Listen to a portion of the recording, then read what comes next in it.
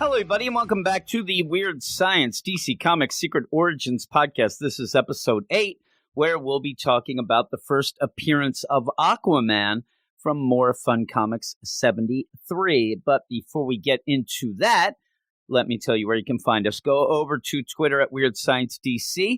If you follow us, we'll follow you right on back. 100% follow back policy, because that's a nice thing to do. I think we all should do that.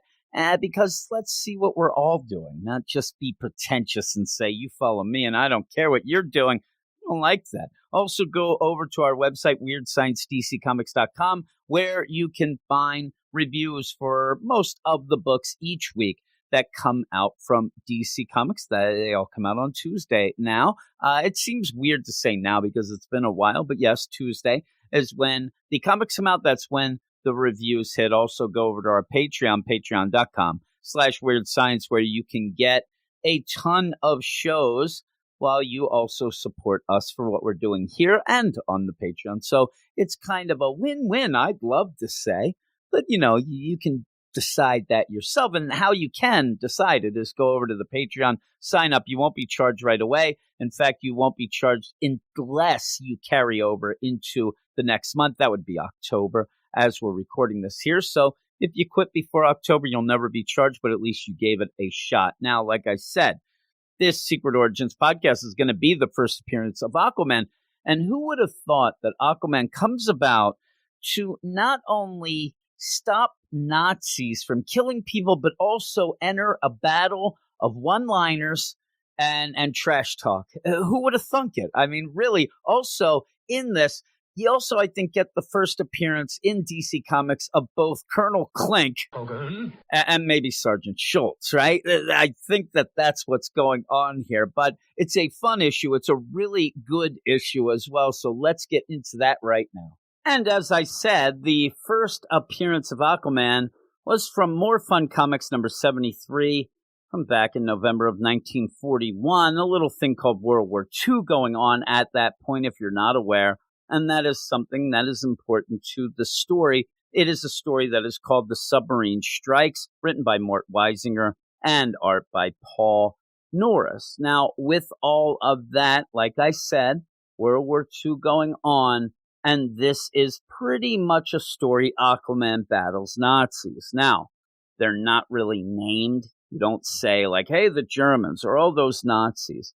But they're Nazis. They all have swastikas on. The whole deal. They're coming and using U-boats to sink ships. And what I think that's cool about this is that this first appearance of Aquaman, he is a grown man at the point where he's first revealed, but it plays off the idea that all this time he's been underwater in Atlantis, and now the crap has hit the fan above. The Nazis are causing all this problems, the Japanese, all of this. Everybody's at war. And this does end up, by the end here, with the German U-boat seemingly forcing the hand of Aquaman to reveal himself. And I think that it doesn't play out that way on the page. It's not, but I think it is. I think the idea, because if you're not aware, the German U-boats were just awful. They were terrible. I mean, they were terrorizing the seas. People were upset, and they were sinking, not just military targets and things like that. They were just popping up. They'd sink a ship, they'd go underwater, and they're gone. And I think that at a point, if you are hearing the news about this or you're involved, you might sit there and think, oh man, I wish that there was like some underwater sea god that can come and stop these Germans because they deserve to be stopped and all that. And the story plays into that. I think that it's a really cool idea where, again, Aquaman comes up. He doesn't know a war's going on per se. He doesn't know good, bad, or indifferent, whatnot. But the Nazis are so bad immediately that he knows that they must be the evil that he has to stop. And it works out. I think that it's really cool. In the first page, where you usually have, a first credits page type deal that is not part of the story necessarily, but giving you kind of a synopsis in art form of it, you end up having the Nazis shooting at Aquaman, who has a lady. Later, it's revealed that she's carrying a baby. At this point, it looks like she's carrying last week's laundry. Some people sometimes I think of my kids as that. I'm an awful man. But you end up where they're shooting this gun and he's deflected this missile off of them. But in the background, it's a very busy page. It's really cool in the background. Well, you also have, smoke billowing from a sinking ship. You also have lightning. I mean, things are going wrong here. But what ends up happening after a cool narration that says, many have heard the legend of Aquaman, but who will believe so strange a tale? Most amazing of all the secrets of the sea is the story of Aquaman, who, like a water god of old, dwells in the dim, unknown depths of the ocean, leaping forth to do battle with the evils and injustices of the world we know.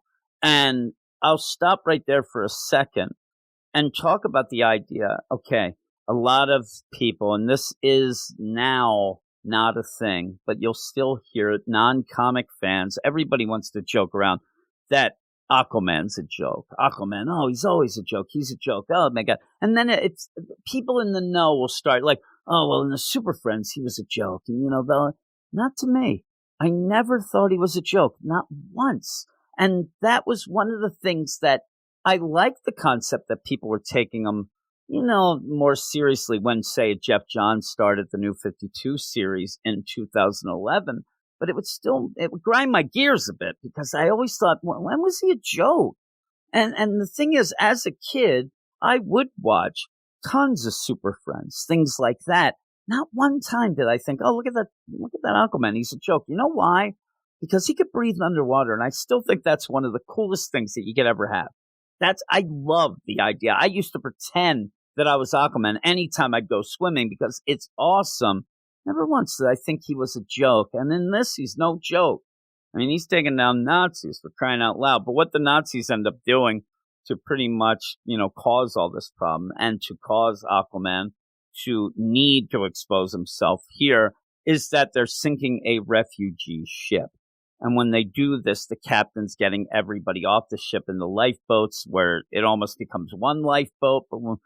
And while the Nazis are watching, they're through binoculars. Okay, do we sink the ship?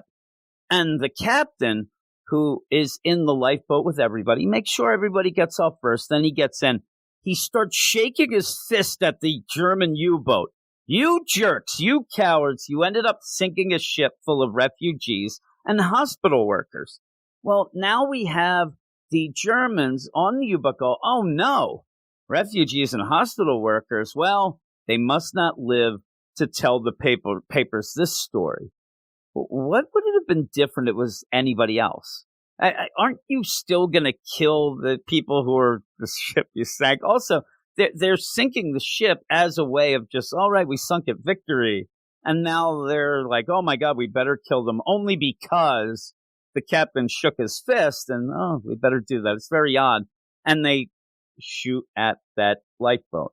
Well, while that's going on, all of a sudden, the woman who does have a baby yells out, oh my God, there's a hand coming up from the sea. It is Aquaman, who grabs the boat, swings it around in the air.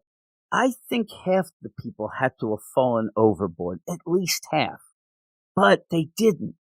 I guess he's got a gentle touch, but he also gets the boat away from this new shot, and they survive. Now, while the Germans are going to probably fire back, don't think they're going to give up just yet here of trying to get rid of the refugees and hospital workers. Aquaman dives into the water and goes after them. He swims up to the U-boat. Now, with that, too, you're going to get a lot of things at the beginning of this that remind me of the time travel trope, where you end up somebody from the medieval times time travels to, say, New York City 2021. He's always going to pop out and go, what's with these horseless carriages? And then at some point, somebody's going to invite him into their house. Why are there people in this small box? That's a TV.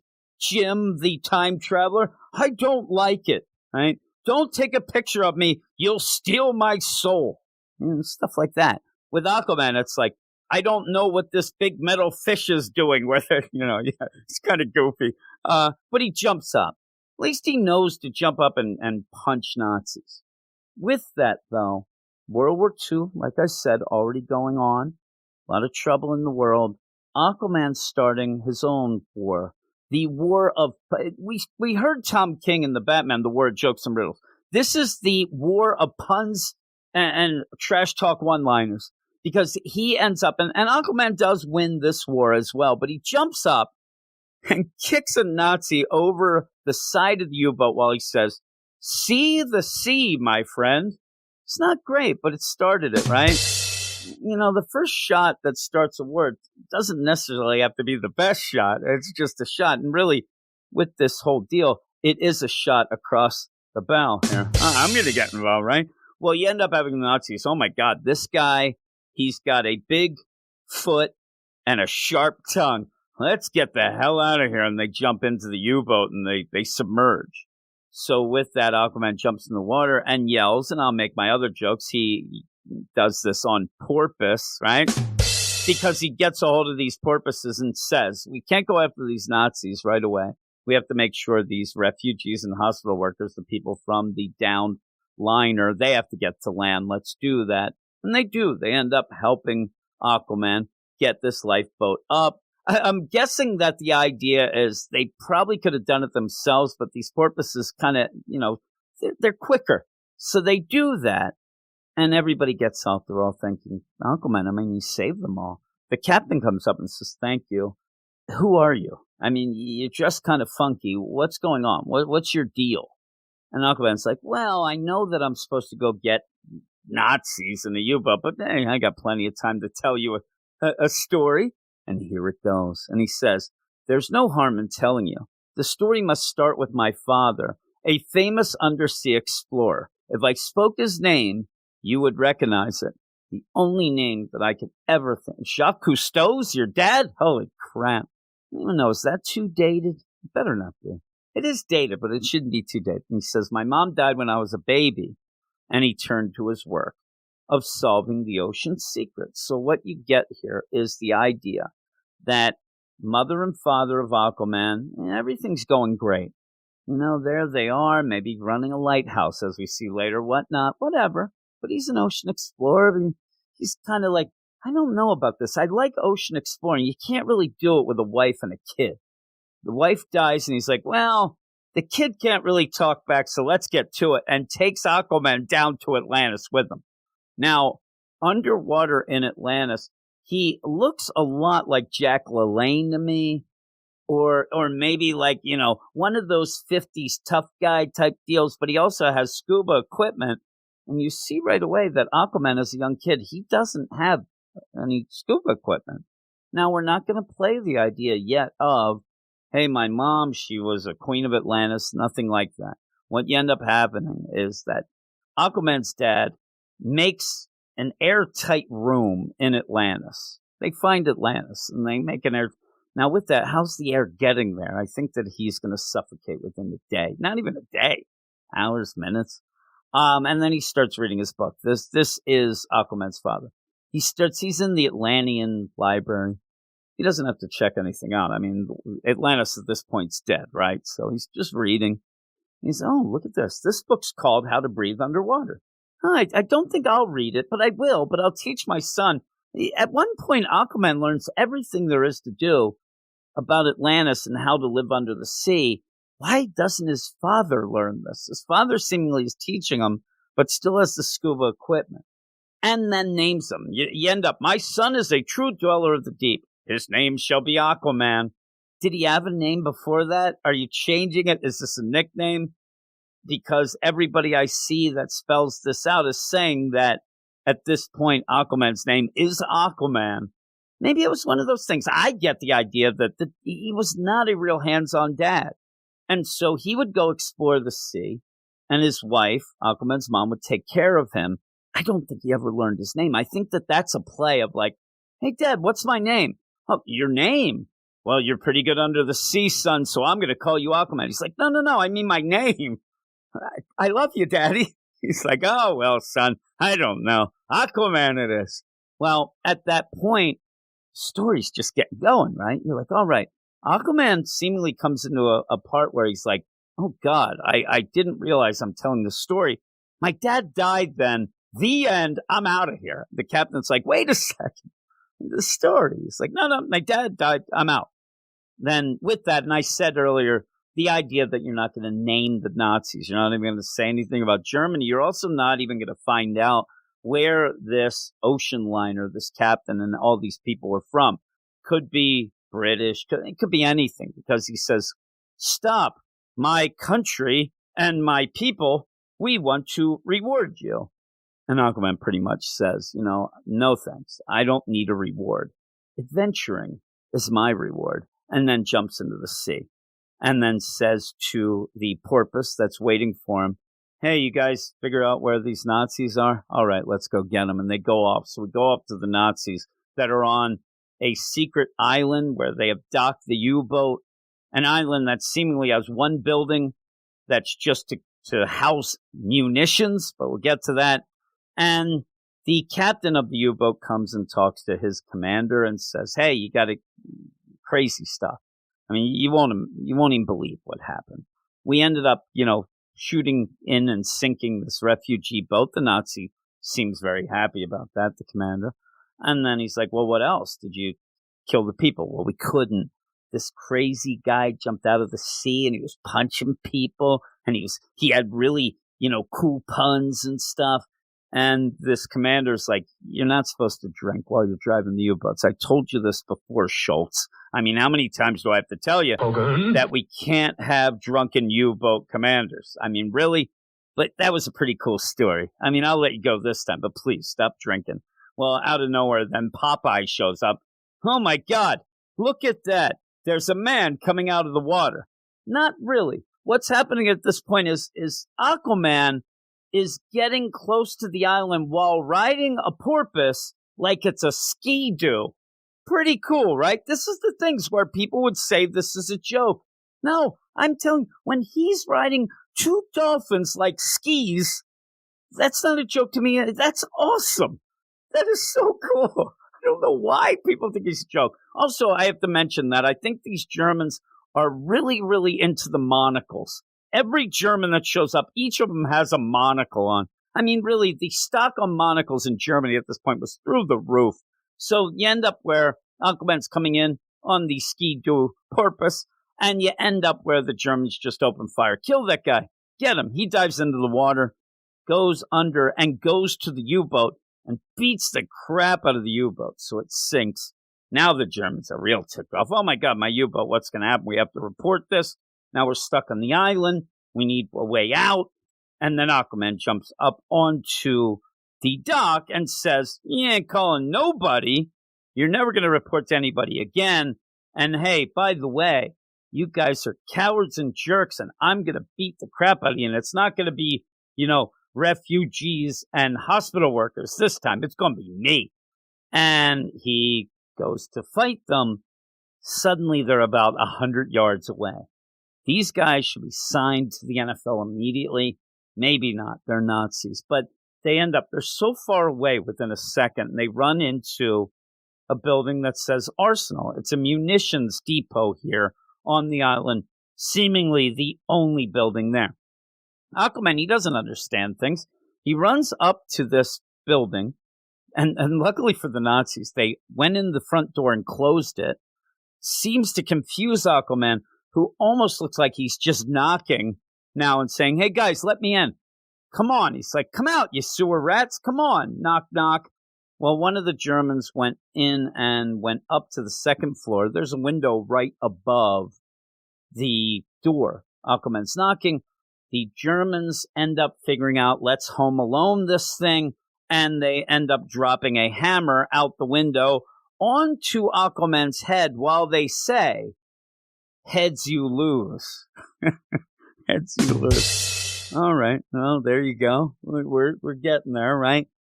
He gets knocked out. He is now in the concussion protocol. They put him in the tent. He is not returning for the second half. When he ends up waking up, he's tied up, and the Germans are talking crap. "Hey, look at you. Look at you sea freak. You can't do anything now that you're tied up, right?" And then the other German goes, "Hey, it's a pity we're not going to learn his origin story." I'm like, get a hold of that captain. It wasn't much of one anyway. Now, with that, the Germans actually do get to one knee, and they're going to figure out, what do we do here? Okay? Now, the way that they're playing this out is almost as if we now have a true crime thing going, that they are trying to hide any evidence of killing the Aquaman. the Aquaman that nobody knows about. Also, it's the middle of World War II, and the Nazis just pretty much tried to kill refugees and hospital workers, but yet they're not just going to kill Aquaman. They probably have guns. They're sitting in a giant bunch of, there's grenades just in chests that say grenade all around, but yet they decide at the end, and they do legitimately have guns because they had them earlier anyway. The idea is, okay, should we shoot them? Nah. I mean, should we, slice them? No. Should we just, throw them in the bunch of grenades and blow them up? No. You know what I think we should do with this guy? Let's throw him in the ocean. The place that he seemingly just jumps out of and lives in. That'd be cool, right? We'll get him there. And if it's going to be a deal, you would think that what they're doing is trying to make it ironic. Oh, the Aquaman who died in the water. And I guess nobody ever claimed the Nazis were the smartest people around. But yeah, this is ridiculous. Now they go and they take a boat out. Aquaman, he's tied up by rope, but also has giant weights and chains on his legs. And as they go and throw him into the water, as they are giggling, the one Nazi just out of nowhere says, "How deep is the ocean?" I don't know. I don't know where you are, and that's pretty, you got to be a little more specific there, Nazi, but just odd there. And then the other yells, "Happy landing." Again, what is it? They throw him overboard, and he sinks. He sinks down into and this is the craziest thing, too. They end up throwing him overboard, and he sinks down into a dormant volcano. Now, you have this. I don't know why exactly it had to be that, but at this point, it is a really deep part of the ocean. And in a cool thing, and I think that this plays out pretty well, the water pressure is it's too much. Aquaman can't move a lot, so that means he can't break out of the bonds, because normally he'd be able to break rope, and then get rid of these chains. But he can't, so what he has to do is shimmy over, because he recognizes that there is a plant, a rare sub-ocean plant, that if you hit it, it will release an inky-like liquid, just like a squid. They say that. Now, with that, they go with the idea, and I mean, we better be a little more woke, because how they spell it out back in the day is he has to go over and molest the plant. I'm like, oh, well, whatever you got to do, you got to do. But he ends up kicking it, and this liquid goes up. And again, when you're going with, oh, Aquaman's a joke, he talks to fish and things like that. This is it's a smart way to put in something of the ocean. I don't know what this is and if it's even real, but I like the idea that this plant is something Aquaman recognizes, uses, and then alerts the porpoises that come over, grab him, take him up into more shallow water where he can break free himself. That's pretty cool. And then says, you know what? It's like the back and forth. He's like, now I'm going to get them Nazis. So he ends up swimming, and as the Nazis are just laughing it up, oh my God, that guy must be fish bait by now. Hey, nobody can stop us Nazis, right? You have Aquaman jump up on the dock again and sneaks up behind him and clocks the one guy, an uppercut that I believe he kills him. This guy just goes down. Also, he's probably at least knocked out and probably falls into the ocean. He's dead. Well, you end up having the other guy run into the armory, the arsenal, and goes to that open toy box full of grenades, where we all had this, right? Especially back in the day, 1941. You couldn't go anywhere without falling into a box of grenades. And he grabs the grenade and then yells, "You haven't won yet, you walking fish," and throws it at Aquaman. Aquaman ends up making a leaping catch. And it's almost like an Odell Beckham, like one-hander. He grabs it, and then he doesn't know what this grenade is, but he says, "I don't know what this is, but I throw it back to you," and throws it back to the Nazi, who pretty much, as the whole place blows up, probably yells that, and he's dead. At the point where this, munitions barn goes up, everything else blows up, and this Nazi loses his shoes, his hat, and his life. He ends up 1,000,000 feet in the air. He's dead. And then Aquaman's like, "Well, my job's done." And he ends up diving into the ocean. As he says, the submarine is sunk, the supply of weapons destroyed, the leader of murder dead. I like that. I like the way that he describes that. Hey, you're a leader of murder. So ends one labor of Aquaman, but there is much to do in this perilous upper world. So he's spelling it out like, oh man, I'm going to have to come back to this place a lot. I mean, things are, I guess it would be a little more peaceful in Atlantis when this Atlantis is just him. It's easy to be peaceful when you're one guy, right? What are you going to have, some squid come and complain or something? Some whale? I don't know. But he ends up where at the end, I love it too, because the end panel is him waving to us goodbye. I mean, legitimately, he's waving at us, and it says, yeah, there is much to do, yes. And Aquaman, sovereign of the sea, accepts the challenge of evil. From his lair in the deep, he rises to face new danger and win new triumphs, and then says, don't miss the new exploits of Aquaman coming soon and more fun comics. It's awesome. I love Aquaman, and this is just...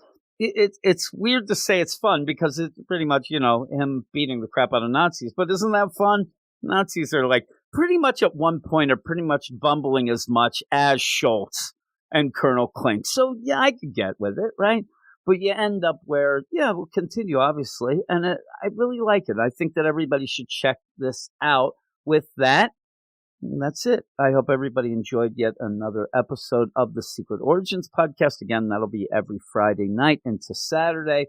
And if you're not aware, on the feed, I just started another show that is the best DC Comics show. And that's just talking about some of the best DC Comics. It's just something to keep everybody enthused and positive and stuff like that, because we still end up having our weekly review show, me and Eric. And I even explained it in the first episode of that best DC Comics podcast. It's a crapshoot. We don't know if things, we can only be honest about it. And sometimes, though, if things aren't hitting, it gets a little down, and it gets me kind of sad. So these things are to reset the batteries, and I like doing these. I like getting these first appearances and origins, especially because a lot of times they are so much different than what we know or what we expect. So this one's pretty much, there. You just don't have all the info yet. But with that, please go to the Twitters and follow us at Weird Science DC. If you follow us, we'll follow you back 100%. Also, go to our website each week where we do reviews of most of the books that come out, WeirdScienceDCComics.com. And then go to our Patreon where you can get a bunch of shows, including a lot like this, patreon.com/Weird Science. Also, I don't mention this a lot, but I started to a little, and some people are responding to it. If you can't do anything else, could you please go and rate and review the show? Again, my whole thing, and my wife listens to a lot of podcasts, listens to a lot of true crime podcasts, so I'm there doing my notes and things for my stuff. And I hear these people on the shows, and they're like, go over and give us a 5-star review. I'm never going to say that. I want you to review it honestly. As I said, I try to do with the comics themselves. Just be honest. And if you are going to, rip us apart, if you're going to say that, please make it something constructive so that I can change some things to make the show better, and then we'll all win there, except we'll be there with a 1-star review, which would upset me, but still. But yeah, if you can rate and review the show, that'd be awesome. Also, if you didn't know, we also have the Weird Science Marvel Comics podcast and the Weird Science Manga podcast that you can all check out as well. All these show notes, all there. So everybody, that's it. Thanks for listening. I hope you enjoyed it, and I will talk to you next week. Hogan.